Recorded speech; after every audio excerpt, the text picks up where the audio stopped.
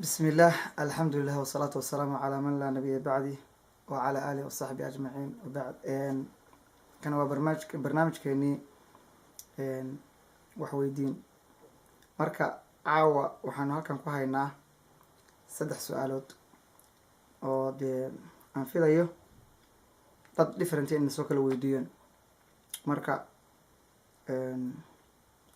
su-aasha koowaad waxaan soo weydiiyey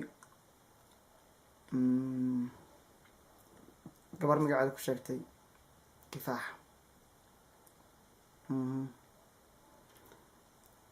su-aasha labaadna waxaan soo weydiiyey shaafici tan saddexaadna suleekho marka su-aasha koowaad kifaaxa waxay leedahay alexander digareed muxuu ahaa alexander digareed muxuu ahaa waxay u yaqaanaan alexander digareed islaamka wuxuu u yaqaanaa dal qarnayn marka alexander digareed wuxuu ahaa macedonian markiisi hore boqor reer macedonia ah oo dhulkaas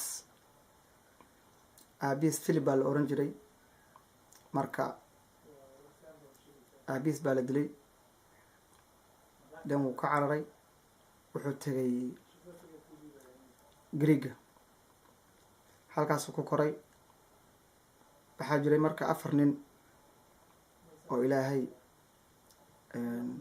uu gacanta u geliyay dhulka 4taa nin waxay kala ahaayeen 2 gaalay ahaayeen 2na islaam 2da gaalada ahayd waxay ahaayeen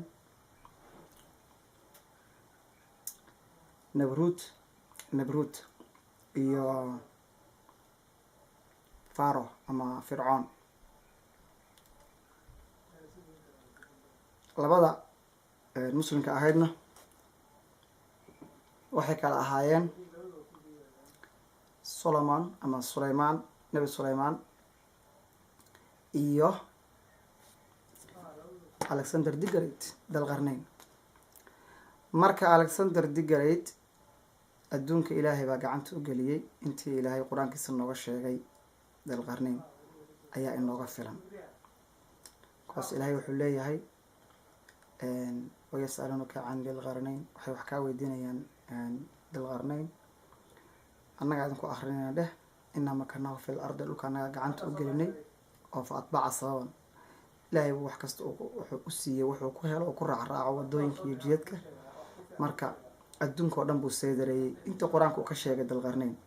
ayaa inooga filan oo adduunka bari uu kaga baxay ilaa galbeed waqooyi ilaa bayna sadeyn uu ka tegay laakiin dee ciyaalkan yarka ah m c t c ahda haddaan lagu oran alexander digareed wuxuu dhashay 322 before christ ciise ka hor xilligaas waa xilli aada u fog ciise ka hor 320 something sano oo ciise kasii horeysay ayuu joogay almost waa 10,000 years ago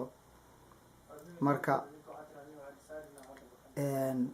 wuxuuna ahaa asalkiisa macedonian greega ku barbaaray deedna adduunka saa u seedareeyey ayuu ahaa alexander digareed ama dal qarnayn marka su-aasha ay kifaax na soo weydiisay ee ahayd muxuu ahaa alexander digareed iyo muxuu yahay ama dal qarnayn intaas baynu kaga gaabsanaynaa walow faahfaahintiisa dheer aynu kusoo qaadan doona barnaamijkeena qeybta labaad habeen dambe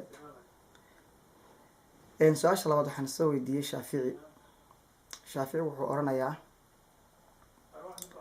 ma waxaa jira 2 directions wax la yiraahdo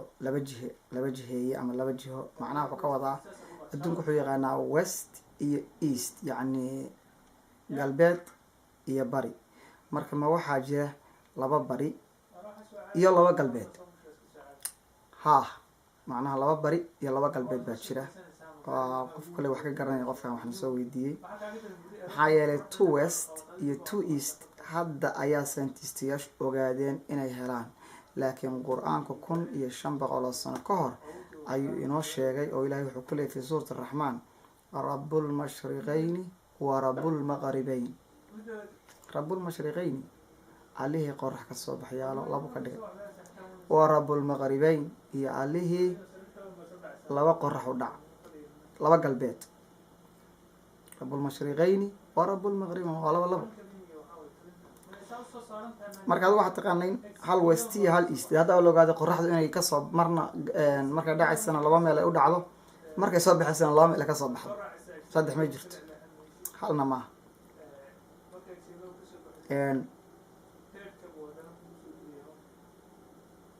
su-aasha saddexaad waxaana soo weydiisay taas dalka uga baxno rabbulmashriqayni wa rabbulmaqribayn adinku ibxaas ku sameeya oo ka raadiya maktabadaha taga qofku markuu wax badan uu baaro ayuu ogaanayaa wax walba waxa ay yihiin marka Suleekho waxayna soo weydiisay ayaduna who was the first created man macnaha aadam bay ku jeedaa ma aadam ba yuu ahaa qofkii ugu horreeyay oo la abuuro basharkii ugu horreeyay oo la abuuro ma aadam baa ku jeedaa marka waxaan filayaa nebi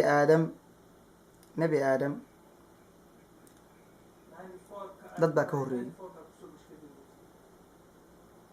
odayaabaysa marka lagu dhaho haddii la yidhaahdo bini aadam baa ugu horreeyay ila bini aadam baa waliyo annagu aadam baanu ku abtirsanaynaa wixii uu dhalo ilmo aadam baha dee aadam baa ugu horreeyay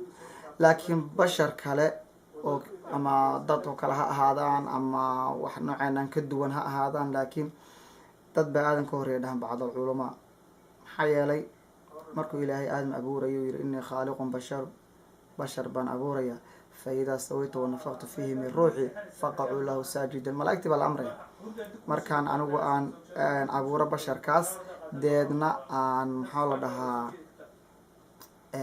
ku afuufo ruuxda nafta ku afuufo dhammaantiin malaa'ig u sujuudo malaa'igtii marka maxay dhaheen qaaluu waxay dhaheen malaa'igtii atakhaluqum waxaad ilaahu abuureysaa man yufsidu fi lard macnaha dad dhulka fasahaadiya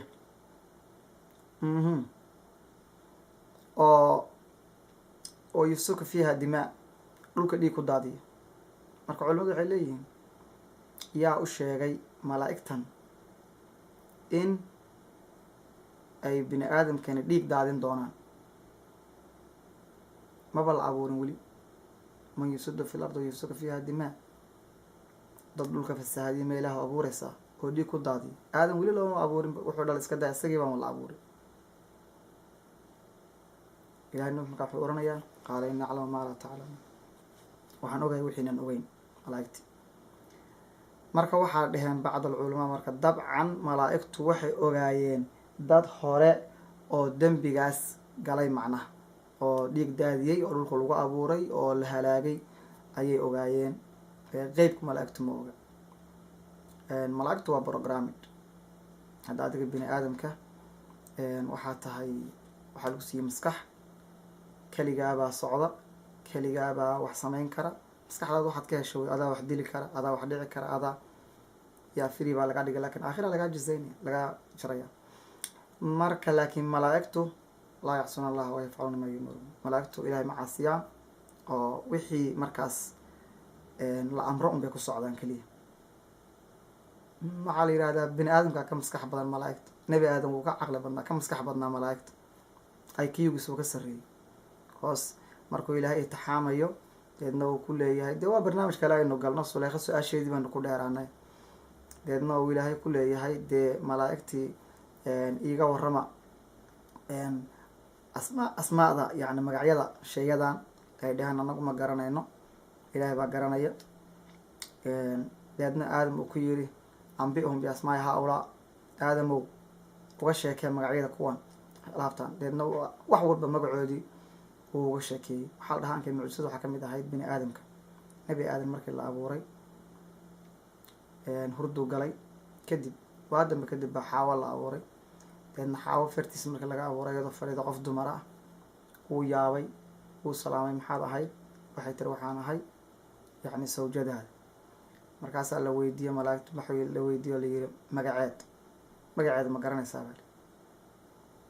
aadan baa lagu yidhi ma garan kartaa magaceeda? wuu eegay markaasuu yidhi magaceedu waa xawa day. haddaba halkaas aadan waxaa laga ogaaday inuu maskaxdiisu ay aada bini aadamka maskaxdooda ay cajaa'ib tahay. ereyga xawa marka carabi ahaan la turjumo ama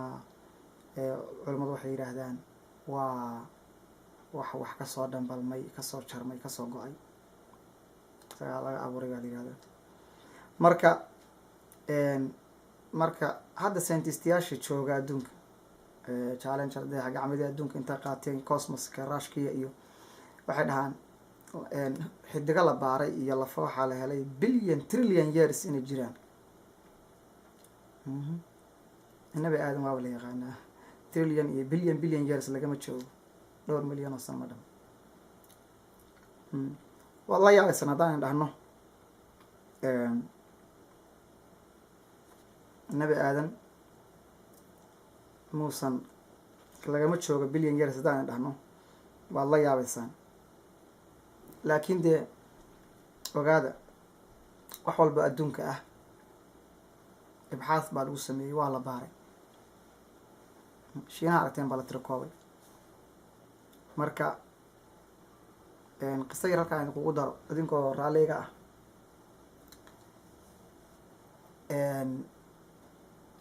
macalin noo dhigi jiray science oo la oran jiray george soomaaligu ah, waa PhD holder, ayaa habeen ardayda anaa ugu roonaa xagga diinta iyo wuxuu yidhi istaag. deedna wuxuu yidhi ma aaminsantahay su-aashan ayada in aadam ugu horreeyay adduunka? ilahay wuxuu abuuray saan idhi ha bashar hadday noqoto aadam baa ugu horrey, laakiin ilahay ma oran inii khaaliqun awalu bashar. ilahay wuxuu yidhi inii khaaliqun basharun, laakiin culimmadu iyo diinta iyo kulli ibnu kathiir waxaa laisku raacay un in aadam ugu horreeyay. markaasu wuxuu yidhi nebi maxamed ma la dheelmiyey, waa nin dee atheist wey. markaas isagu waa atheist, dadkan calmaaniga waxba diina lahayn, raashi wax kusoo barta. waxaan niri nebi maxamed salawatullah wasalam waa la dheelmiyey ha leylatulmicraaj, rasuulka life baa loo dheelmiyey, fiction maaha, wax khiyaali ama hurdo ma ahayn, toos baa loo dheelmiyey. deedna jannadii xagga saraa loo qaaday. wuxuu yidhi ma soo arkay janno iyo naar? waxaan idhi ha janno iyo naar buu soo arkay. wuxuu yidhi ma soo arkay dad la cadaabayo dad la jannaynayo? dabcan ha, nebigu waa soo arkay dad la cadaabayo dad la jannaynayo. markaas wuxuu yidhi qur-aanku soo ma oranayo waxna la cadaabi mayo waxna la jannayn mayo ilaa qof walba xisaabtii iyo wixii laga gooyo mooyaane. oo yacni kii salaadii tukan waaye, kii soonkii, kii qof dilay, wixii marka laga xisaabiya ama cadaabkeeda aadi ama jannada lagu kaxinay. waxaan idhi ha maxay yihiin buyiri dadka ayaga ah, dadkaas ayaga ah haddaan maxay tahay. marka su-aashii dib baa fadiilatu sheekh baa lasoo weydiiyey mustafdeedna uu kasoo yaro jawaabay. insha allah habeen dambeynu faahfaahin doonaa qaabkii looga jawaabay iyo waxay ahayd. laakiin dee waxaad la soconaysaan taayada ah. marka intaasuna iskala soo gaabinaa su-aasha saddexaad ee sueekha. wasalaamu calaykum waraxmatullahi wabarakaatu.